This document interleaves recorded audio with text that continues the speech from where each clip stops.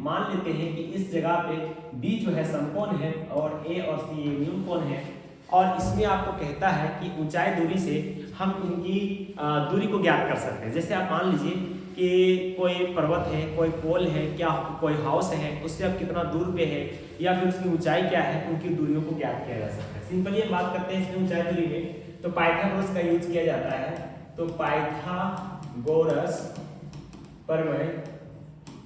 Pythagoras प्रमेय का प्रयोग करेंगे हम लोग। पाइथागोरस का प्रमेय क्या होता है, कहता है कि 90 डिग्री के सामने वाला भुजा को कर्ण कहते हैं और नीचे वाला को आधार कहा जाता है, और ये जो होता है ऊपर वाला वो लंब हो जाता है जो 90 डिग्री पे खड़ा है।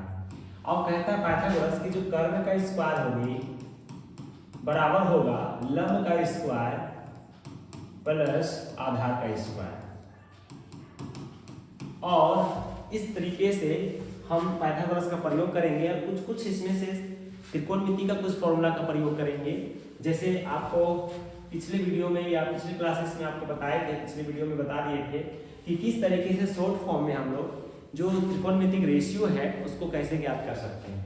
तो आपको बताया गया था कि पाकिस्तान भूखा प्यासा, हिंदुस्तान हरा भरा, और इस तरीके से आप त्रिकोणमिति के जो रेशियोज है, एंगल रेशियो जो है, उन सभी रेशियो को ज्ञात कर सकते हैं।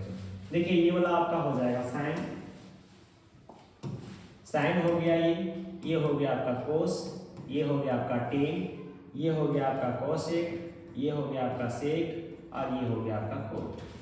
बच्चों इसमें क्या करना है आपको, सिंपली आप देखिएगा, अगर साइन का मान लिखने के लिए बोलेगा या साइन का रेशियो लिखने के लिए बोलेगा तो साइन में आप क्या लिखिएगा, परपेंडिकुलर और हाइपोटेन्यूस लिखिएगा। मतलब पी कहेंगे लंब को और एच कहेंगे हाइपोटेन्यूस यानी कर्ण को। तो पी बच्चों ये दिखाएगा, पी लंब को बताता है, एच कर्ण को बताएगा, और बी बच्चों आधार को कहेगा, आधार को बताएगा।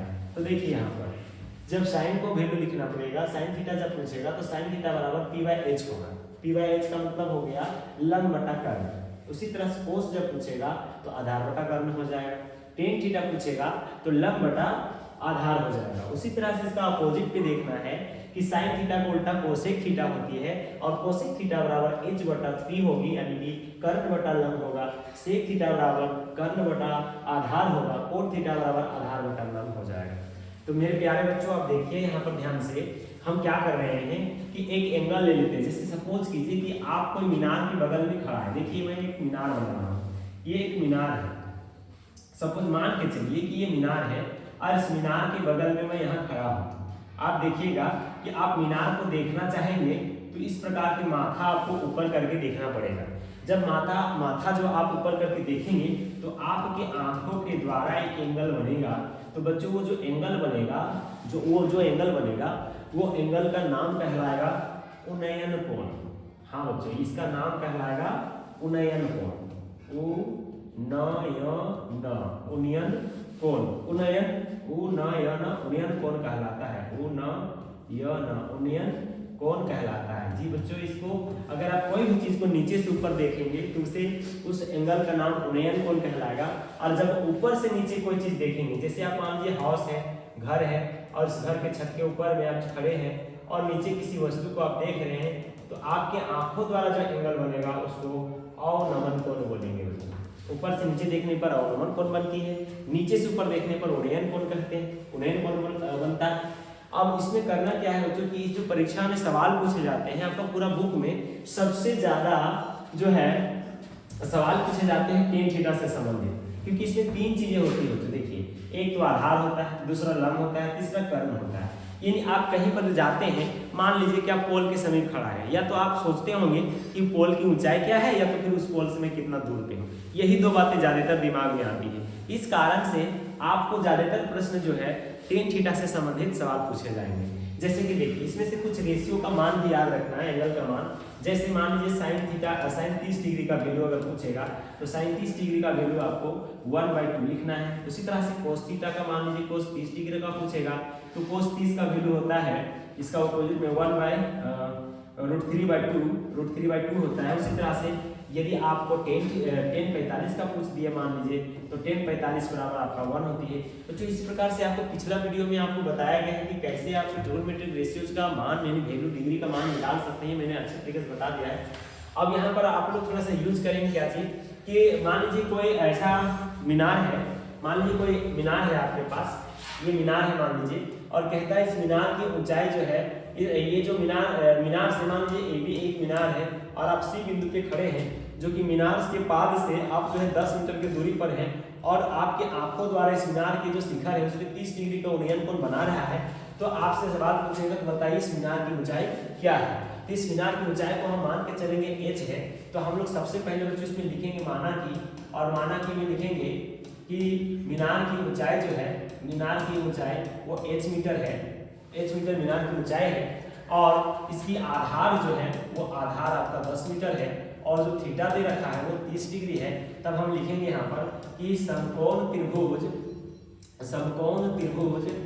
ABC में, समकोण त्रिभुज ABC में देखेंगे बच्चों क्या क्या दे रखा है। तो हम देखेंगे समकोण त्रिभुज ABC में AB बराबर हम लोग मान के चले थे h मीटर, और BC बराबर मान के चले थे 10 मीटर, और एंगल जो थीटा है वो 30 डिग्री का है। तो टेन थीटा फॉर्मूला लगाएंगे बच्चों, क्योंकि इसमें संबंधित देखिएगा क्या क्या पूछा है, क्या पूछा गया है और क्या दिया गया है। देखिए दिया गया है आधार और पूछा गया है आपको लंब, यानी लंब और आधार किससे संबंधित है। देखिए लंब और आधार किससे संबंधित है, लंब और आधार किससे संबंधित हुआ, टेन थीटा से संबंधित हुआ। जब टेन थीटा से संबंधित हुआ बच्चों, यहाँ पर हम लोग टेन थीटा लगाएंगे, टेन थीटा बराबर लिखेंगे लंब बटा आधार, लंब बटा आधार, P/B लिख देंगे। टेन थीटा का वैल्यू यहाँ से पुट कर देंगे बच्चों 30 डिग्री। अब यहाँ पर देखिएगा लंब का वैल्यू देखिए AB है, यहाँ AB लिख दीजिए, और आधार का वैल्यू BC है तो BC लिख दीजिए। अब क्या करेंगे, इसका मान को रखेंगे। इसका मान क्या है, तो tan 30 डिग्री का वैल्यू होता है 1/√3, और AB का वैल्यू यहाँ दे रखा है h मीटर, और BC का वैल्यू 10 मीटर। इसको क्रॉस मल्टीपल कर दीजिएगा तो h बराबर बच्चों इसका वैल्यू आ जाएगा, h बराबर आ जाएगा 10/√3। अब नीचे पे अगर √3 आ जाती है इसको परिमेयकरण कर दीजिएगा, √3/√3 से मल्टीप्लाई कर देने से आपका 10√3/3, और यही आपका बच्चों उस मीनार जो है, इस मीनार की ऊंचाई प्राप्त हो जाएगा 10√3/3 मीटर। तो इस तरीके से परीक्षा में आपको सवाल देखने के मिलते हैं जो काफ़ी इजी होते हैं और आप अच्छे तरीके से मार्क्स उठा सकते हैं। ये 5 नंबर का बच्चों आता है आपकी परीक्षा में, 100% गारंटी के साथ ये सवाल पूछा जाएगा आपसे।